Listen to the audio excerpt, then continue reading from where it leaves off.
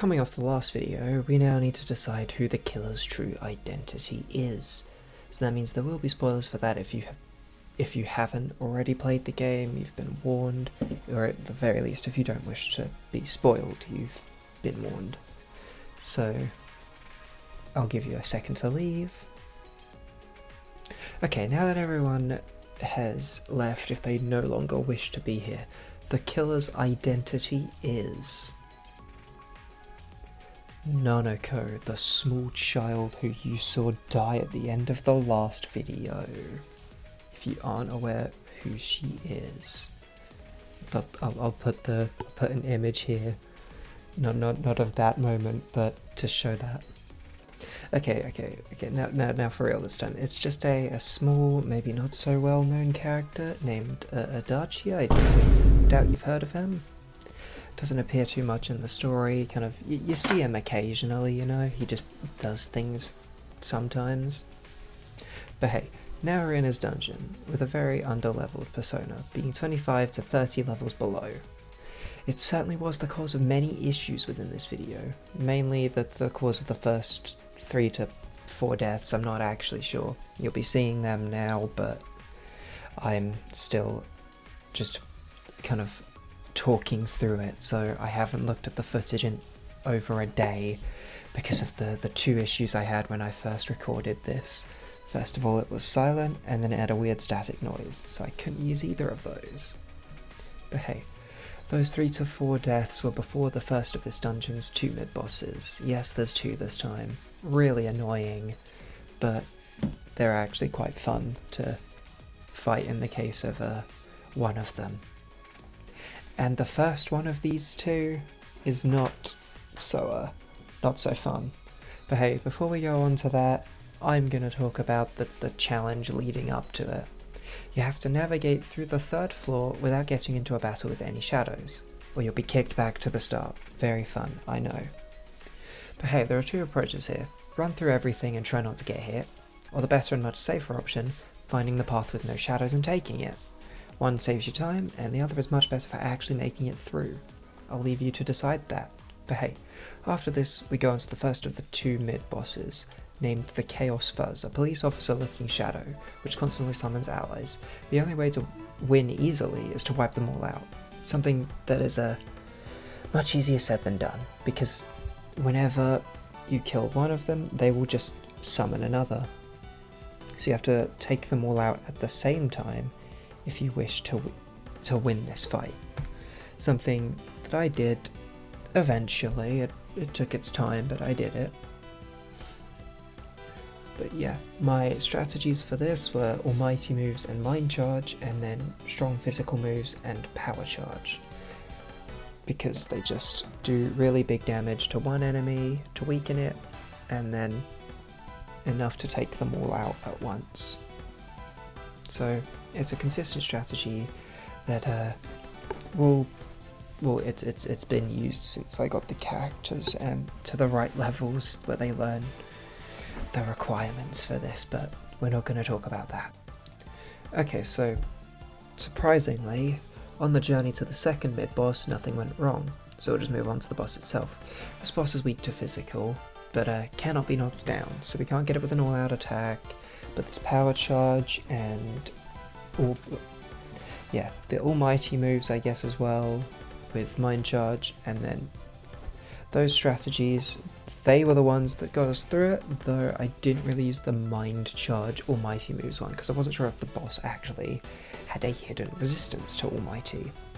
Yeah, you can't actually see whether something is weak to it or not, but for some reason some shadows are resistant to it for whatever reason. But it was just constantly hitting it with physical attacks because it can't be hit with anything else, or it will heal, resist, or repel it, maybe even drain it depending on the move. But yeah, I had to keep hitting it until it eventually died. This took some time, but was done on the first attempt, which is a good thing for me, because I really didn't want to run all the way through the floor again to fight it if I had died. Now we're on to the part that everyone's been waiting for, the boss fight.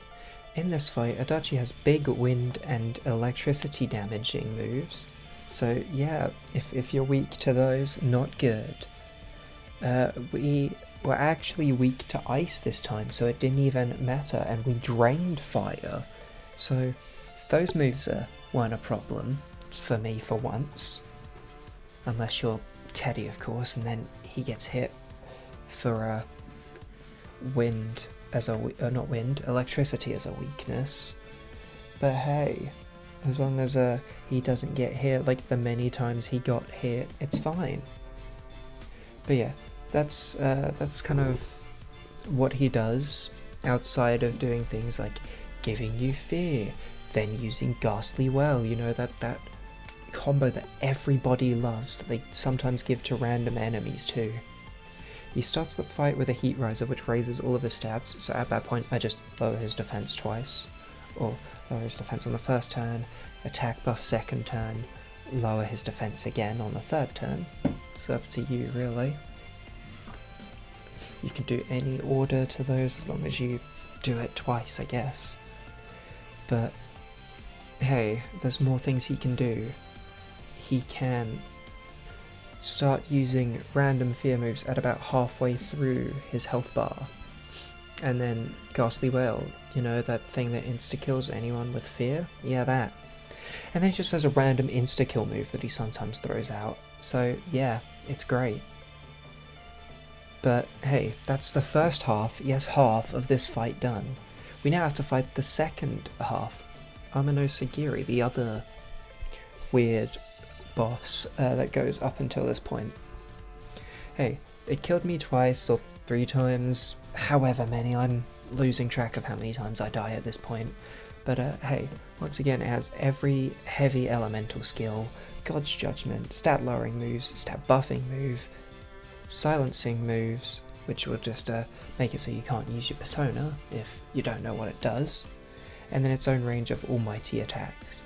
It combos 2 of these, Bewildering Fog, a move that makes it invincible, to buff itself up and use Mind Charge before it unleashes another strong move after it gets rid of the fog again, and that move is called Nebula Oculus. It's really annoying because it hits everyone for very heavy almighty damage, so it can't be blocked, it can miss, but it will buff its hit and evasion rate before it tries to kill you. And the fact that it makes itself invincible only becomes more annoying the second time it uses it, you know? When it sometimes can do it in the middle of its turn. So it will hit you once, and then it'll go, okay, time to make myself invincible, and then you can't attack it anymore for like another 3 turns. And the turn it lifts the fog, it will hit you with a Nebula Oculus and then another attack, which was responsible for my 2 deaths that I previously mentioned. But hey, once you eventually beat it, good job. We saved the day. We did it. But I guess that doesn't mean all the mysteries are solved, though. Did we ever find out what the Midnight Channel is? Why these are created? The truth behind the TV world? No. But I guess some mysteries are meant to remain unsolved.